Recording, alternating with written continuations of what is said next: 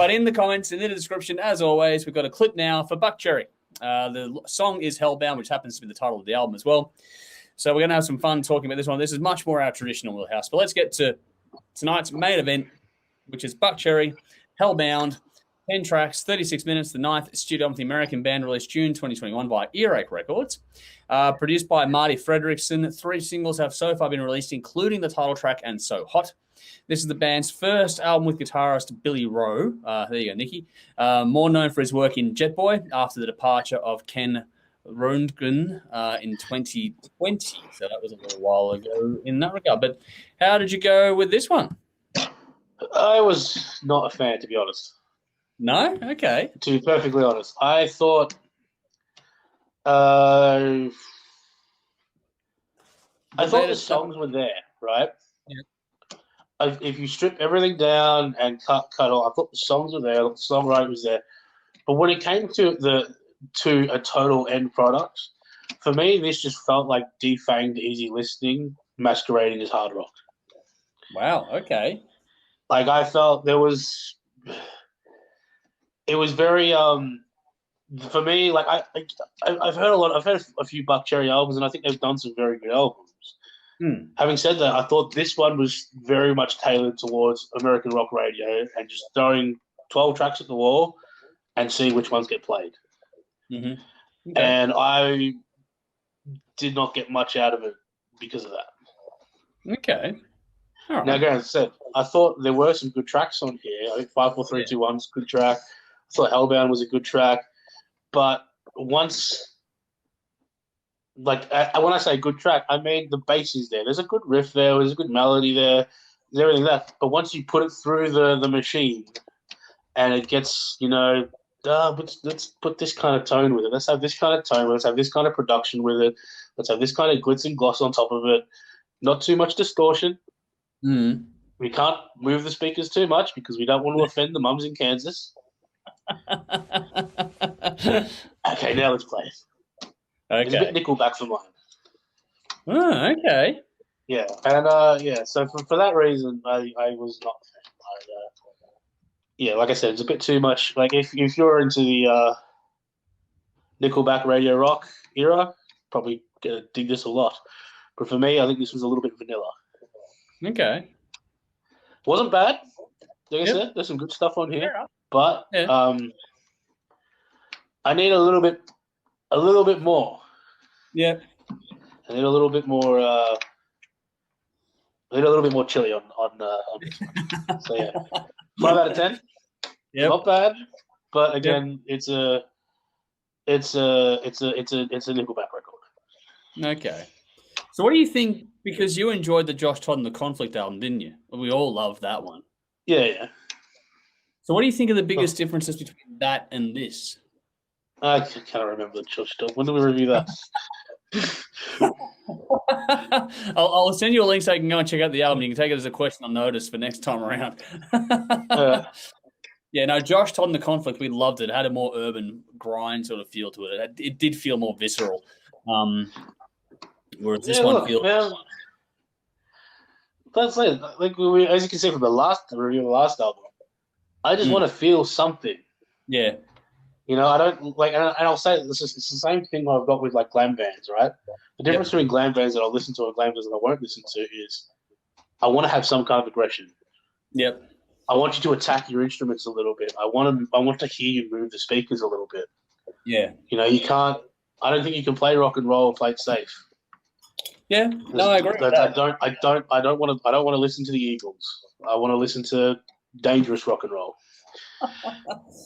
I didn't think I'd ever a review where I mentioned Buckcherry and the Eagles in the same setting, but there you go. The reason why I say the Eagles is because the Eagles are like the symbol of the defanging of rock and roll. They are when the mums in Kansas took it over and turned rock and roll from a dangerous thing that would piss your parents off to the music that your parents listened to. Okay. And for me, that's where Buckcherry, this album, is aimed at. And it's aimed at your boomer uncle that's sharing, Sons of Anarchy memes on Facebook. It's just not for me. Fair enough. In the comments, Nat Machida has gone Avenged Sevenfold and Benjamin Payne can't choose between the two, but Nat Machida also jumped in to say, I think this is a good album. And The Barricade is a standout track for me on early listens. Okay, cool. Nice. Good to see. For me, I think it's a solid album. I think that tonight's highlight is the previous album. Fucking hell. Light the Torch. Yeah. I think that's this week's standout, or this episode's standout.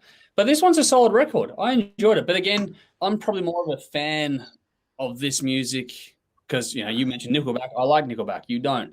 You know, take that for what it's worth. But at the same time, I don't mind ones that are a bit more catchy, upbeat. They may not have as much bite as you would like. And I kind of get what you're talking about there. But at the same time, I don't mind an album that is just simple fun to put on now and then either. And that, for me, is what this one kind of represents. And that's what these guys do really well. They just make a fun rock record. It's easy to take in. They're not going to change the world with it, but it's a really good they just, know how to put out a solid album. I like the energy. It's a great party vibe on it. Short and sharp. Nothing complicated. It's all just, rock with attitude, if that's your thing. Nice hooks and melody, though. I did like that. And some solid riffs too. And it's got a rhythm section that'll get you moving along too, like the rhythm and the groove they use. And this is, designed to get people moving along. So yeah, it does play into the whole going for radio effect kind of thing, but I think they do it organically enough and do a nice job of it. I thought it's infectious enough. The lyrics and storytelling were good too. And they did a good balance between, sort of the fun party stuff, but also some more heartfelt runs. This is a band that is a little bit like what Velvet Revolver were doing to a degree as well. I think that that balance between having some ball terrors or some fun stuff along with some heartfelt stuff too. Thought the mix was nice, well balanced. You can hear absolutely everything, not a lot of tricks.